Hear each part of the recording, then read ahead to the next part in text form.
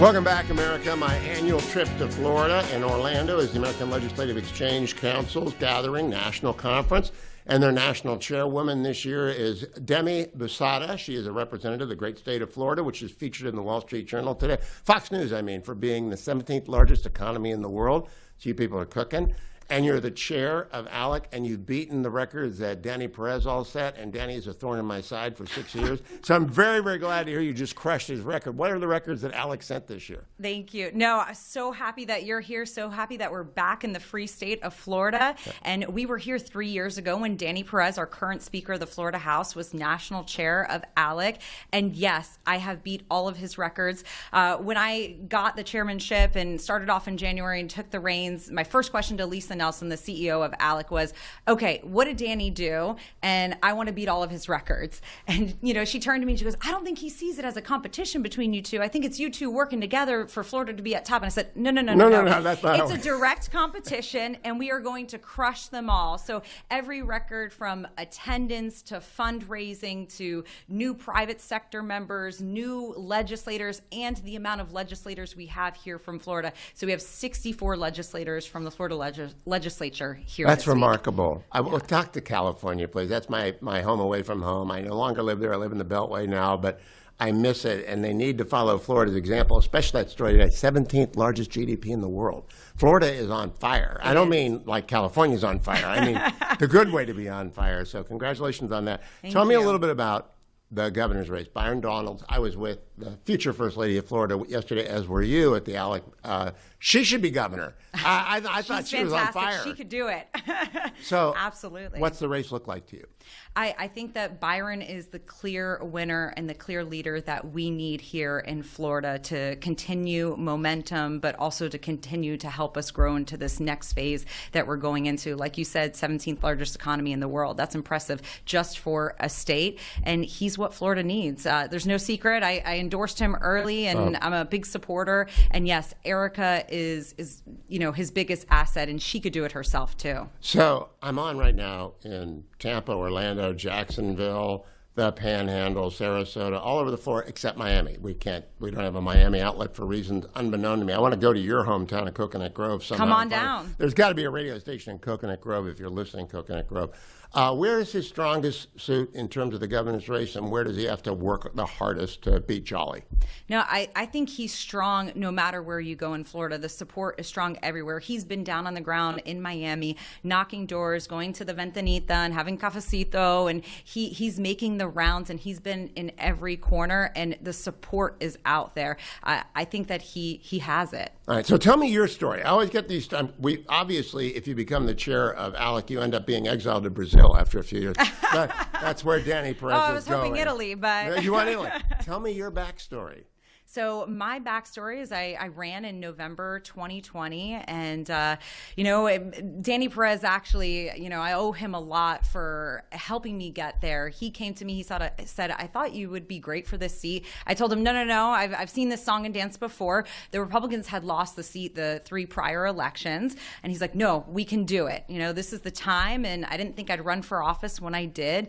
And Danny told me, there's no perfect time. The time is when the opportunity is there. So took a leap of faith, went for it, knocked on 11,501 doors, just myself. As a team, we did 35,000, and we won. It was unbelievable. What was your background before you decided to become an elected official? Were you already on a local board or a mayor or something like that? No. So I was a legislative aide for a few years, but my real job is that I'm a director, one of the directors at a Center for Adults with Developmental Disabilities. Oh. So that's an issue that I'm personally passionate about. I've been able to run legislation to help that population. So, when you're thinking of any developmental disability, autism, cerebral palsy, Down syndrome. Well, what have you done for them? Because I have many, many friends with children who are now adults in their 30s, and they're all working. but they have to find the right employer. So how do you incentivize that? That's right. So the center that I work at, we're adult day training. So we do have an employment program. We go out in the community, we find employers, we help get them more used to, what it would be like to have an employee with a developmental disability. We don't hide from that word, okay? I think that's number one. But you treat them like you treat any other employee, and we give them that opportunity. They want jobs. They want that independence. They want to earn a paycheck, and they're excited to get that paycheck. So we set everyone up for success. We match the skill set with what the job is. We have a culinary academy, so they learn culinary schools or culinary skills. A lot of them want to work in the food industry, so we've given them that opportunity too. Transportation was a major Right. problem for us. So just like you expect your employee to be on time at work, you would expect one of our individuals to be on time at work. And the transportation service that was being provided was way below subpar. So I've run some legislation to provide better transportation. How about group housing, which is a problem for everyone, especially as parents get older and become, unable to oversee or superintend the primary care of their adult with disability? Absolutely. So our center, you never graduate from it. You can start there from when you age out of the school system, the K through 12 system at 22 here in Florida, and you're there till end of life. We are a family, and no matter what stage of life you're in, we're there for you. We do community-based education, take them out into the community every single week too. We're not overnight. So there actually is a place in Miami that just opened this past year that is housing. There's one in Tallahassee I've seen, but we need more of it. It's definitely a deficit. What a fabulous passion to have in the legislature. Now, what's your passion for ALEC? What do you want them to focus on? Because I've been talking data centers with everyone yesterday and started off with Senator King today on that.